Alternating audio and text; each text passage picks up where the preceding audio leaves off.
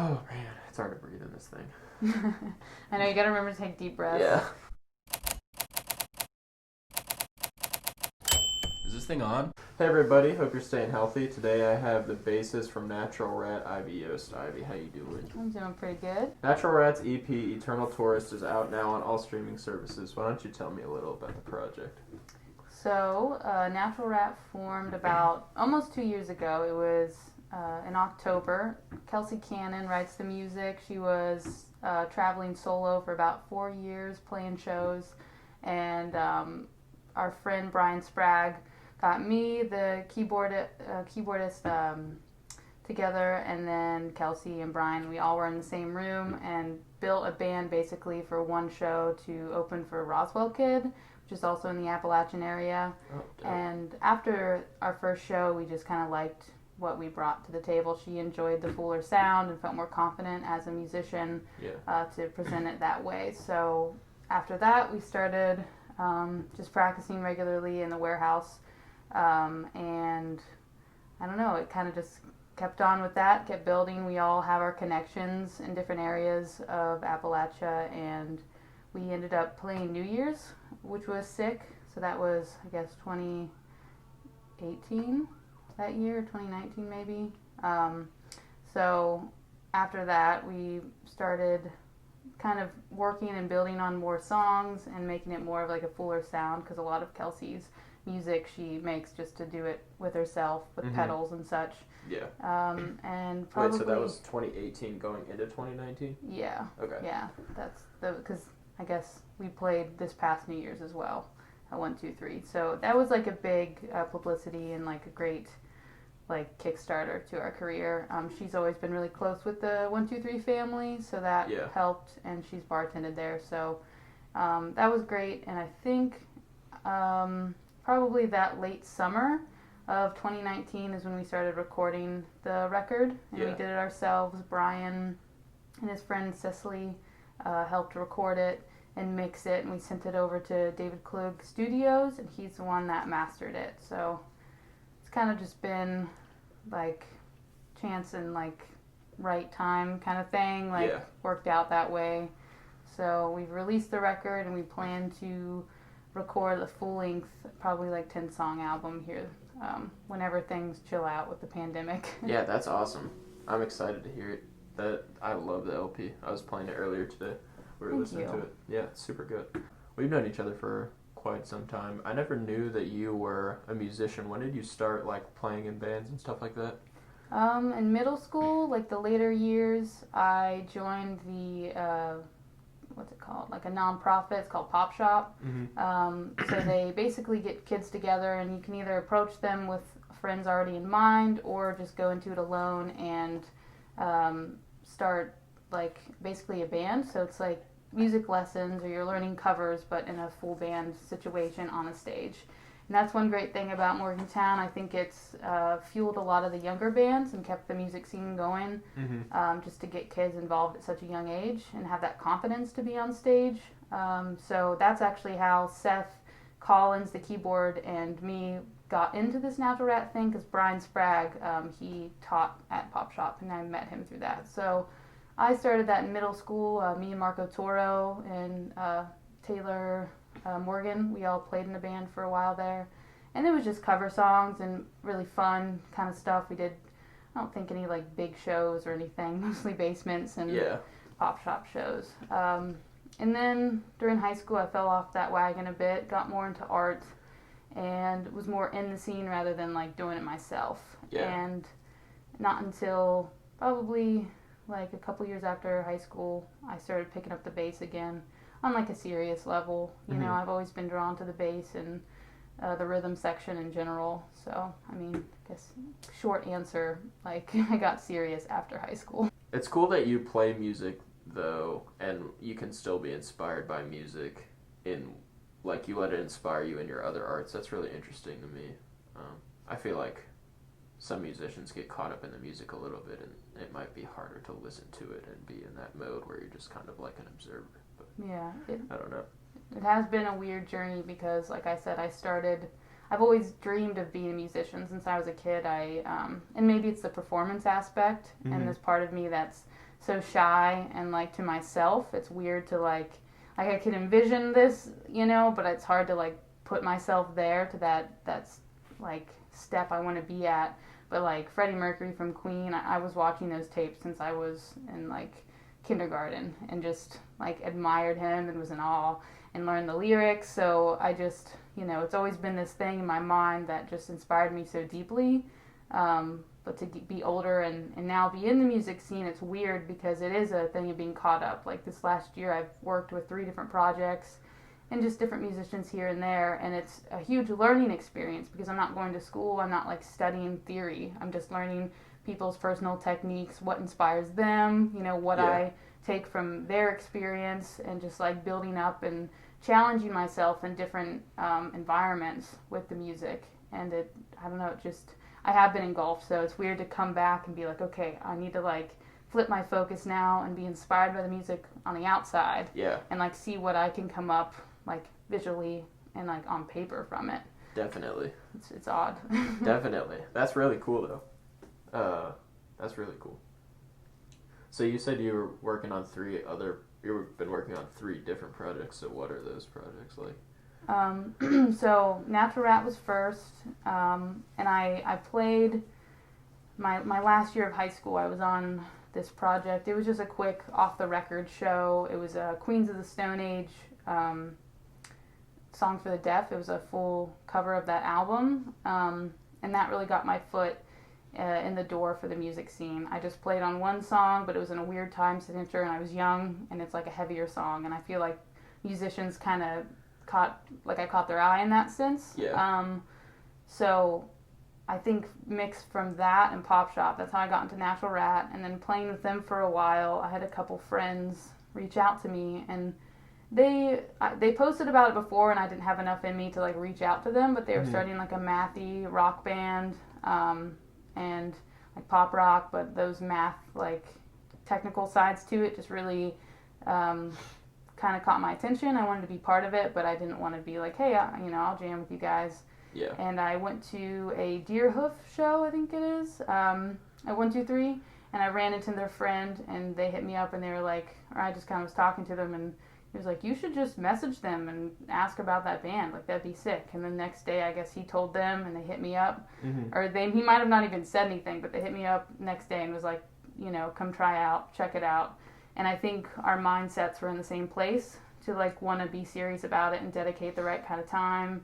And it was really inspiring to me. So it was just 3 dudes. I mean, some of them have toured across the states a few times, and that's awesome. Like it was an honor to be part of it, and that they would put their faith into me, to do that. So they helped write out tablature and different things, which is so like I don't know, like simple kind of stuff, but it was just still an amazing experience. We're not totally like jamming right now. That was Trash Teeth, I haven't said. But they've been making this music, Jeff Manier and Anthony Kalenko, they've been making this music for probably like 5 years on and off. They played music in high school. And then Jim Rita, he's an incredibly talented drummer, very particular, and I appreciate his style of music a lot. And I don't know, we've kind of been on and off with the pandemic and haven't had any serious shows for a while, so that's kind of on the back burner. But lately, during this pandemic, I've been in a group of 8 people, or maybe 7 in total, called Roller Ghoster. I started playing with them probably this past November. It was also a thing like, hey, we've lost some members. We're looking to see, like, do you play anything like drums or any other instruments, like, you want to come by? And I've always wanted to be a drummer. I'm not super talented in it, though, yet. And I just had bought a baritone guitar, so that's B2B.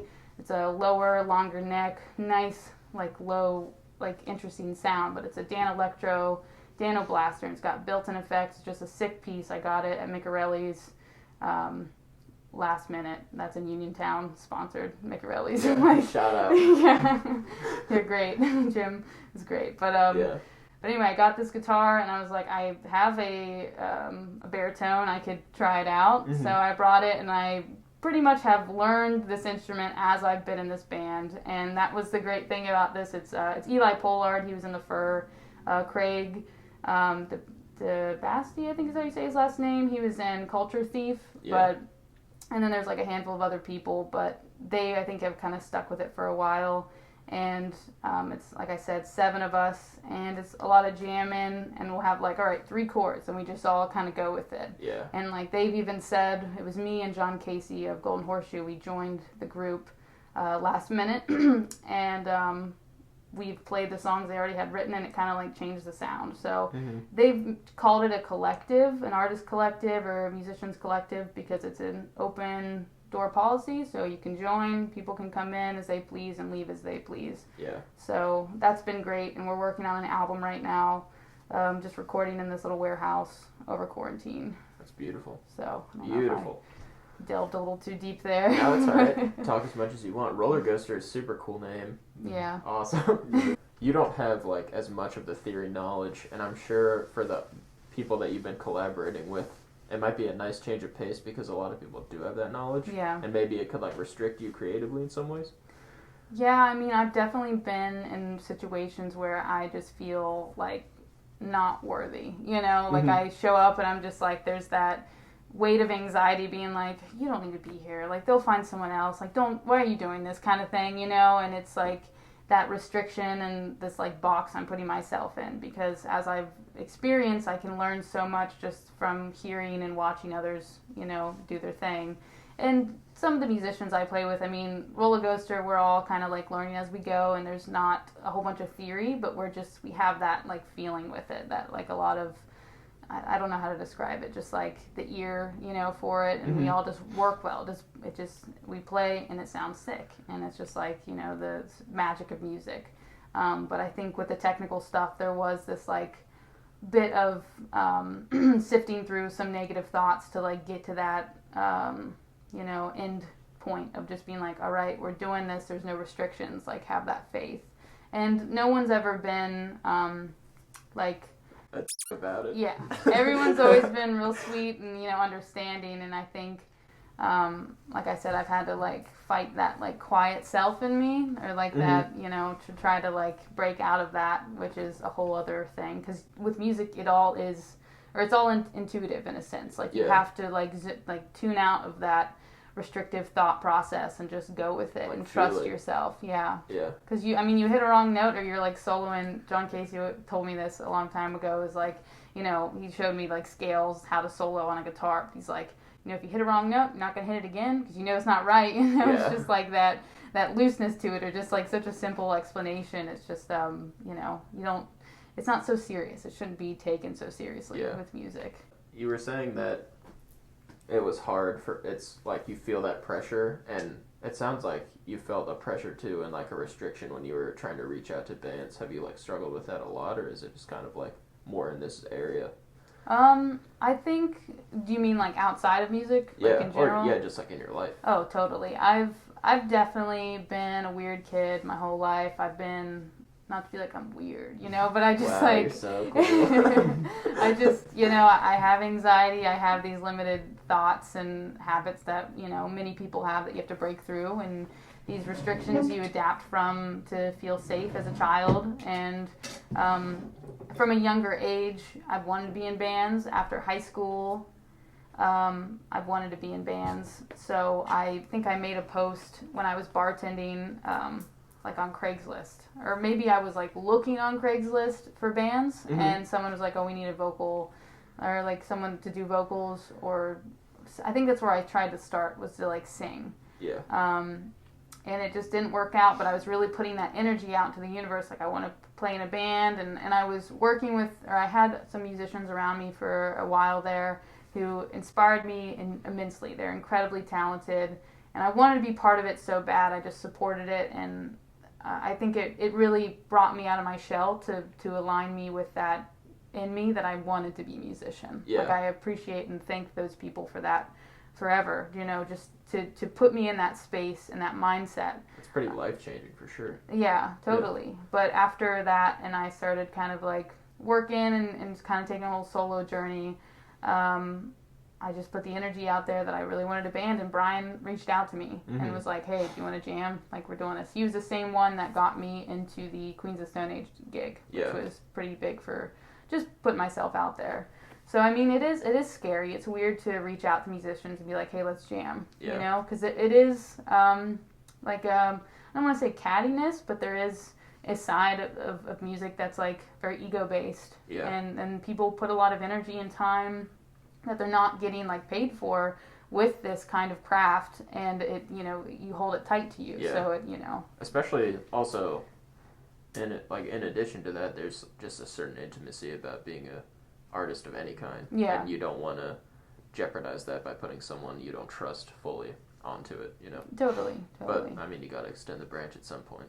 Yeah. What's the furthest you've kind of gone to do shows as Natural Rat or any of the other collectives that you've been a part of? Our longest run was about, I don't want to say a week, but it was like probably like 5 days we were on the road. Maybe we started at 1, 2, 3, I believe, and then we went down to Kentucky. In Lexington, we did a show at the Green Lantern, and then there was I think we did Huntington. There might have been one more spot, and then Wheeling, and we came back home, which was cool just to be on the road. Kelsey has a 12-person van. Dope. Love driving it. It's like a dream. But that was a cool, like, lengthy show. We've gone to Baltimore, and I love the, I think it was Baltimore. Yeah, because it's like Shepherdstown and Frederick, Ohio, or Frederick, is that what it's called? Oh, Frederick, Maryland. Mm-hmm. Frederick, Maryland and Shepherdstown. Both of those areas and towns, I love the scene there, and that we get a lot of great responses there. But Yeah. they all traveled, I could tell, to the Baltimore show. So that's like a favorite area. But probably like Baltimore is the farthest we've gone, and then lowest is like Lexington. That's cool. How would you describe like Natural Rat's like genre? Because the instrumentation and the vocalization have like a unique like contrast. Yeah, we've always called it like doom pop. Yeah. Because it is like that poppy feel a little bit, but we use a lot of heavier pedals. Mm-hmm. And I've always appreciated Brian's style of drumming. I like the little like just little touches of mathy kind of hits and stops within the song. Adds a lot. So I don't know. It's a weird thing to put into a genre. I've never been good with that in general with music. So it's also, you can tell it's like the EP and us live is a whole different vibe, I'd say. Oh, I mean, really? I don't know because I'm always, you know, I'm doing it rather than like hearing, but I feel like it is like a little bit louder of a sound. But our direction, we're going to be releasing a single here soon. With one of our songs, which is definitely going towards a different sound direction, I would say, like a little bit heavier, and which would be more of the energy of the newer record. Yeah. But that would maybe even still be more doom poppy with a little bit of like, I don't know, it's like a pop rock. Yeah. With the doom feel. The way I was shoegazy, maybe. The way I kind of thought of it was like indie metal. Okay. That's like kind definitely of the the vibe same. I got from it a Okay. little bit. I don't know. I don't like. I mean, I'm not trying to put you in a box or anything, but Yeah, it's just it's interesting to think about like how it fits into music. Yeah. Are you thinking about releasing anything just solo or? I'd like to. It's weird. I had like this big burst of just like writing songs and having that inspiration when I didn't have the outlet to be a musician, and I was around it after high school, as I've said a few times, and I had that like that drive, and I was just like writing a lot.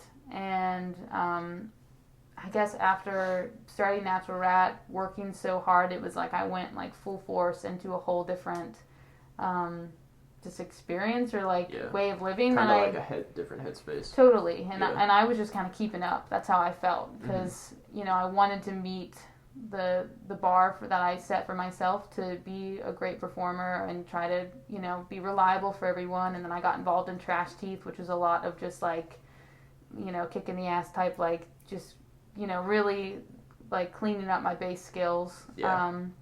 And I kind of put all that on the back burner with my own music and that inspiration that I would feel for that kind of vibe. But lately with quarantine, I've been trying to maybe delve into covering songs and making them my own first. And then also trying to like build up just to get comfortable with online like like GarageBand or Reaper or something Yeah. to build up those layers to make my own music. Yeah. But I'd love to. But it always is this intuitive, like, new moon, you know, at the time I'm feeling this way and I pick a guitar and this is what comes out. Yeah. And it's hard for me to, like, really, like, keep that unless I record it right then or write everything down. It's kind of just, like, gone with the wind. Yeah. That's, like, kind of a double-edged sword because it's good Yeah. to be in that mode, but maybe if you, like, step back and try to come back and it doesn't feel natural, maybe it wasn't really meant to be to begin with. Yeah, yeah. But it is good to, like, get that expression out. Yeah. Nonetheless. And that's what it feels like more so. It's like this lighter expression, so I don't put a lot of pressure on it right now until it feels right that I am like, okay, I need to settle down and build something of my own, which I really do want to strive to do, but I always go in a lot of directions creatively. Go stream Eternal Tourist by Natural Rat, available wherever you listen to music. Be on the lookout for other music coming from Ivy and the groups that she's in. I'm Sam, this is Ivy, and y'all take it easy.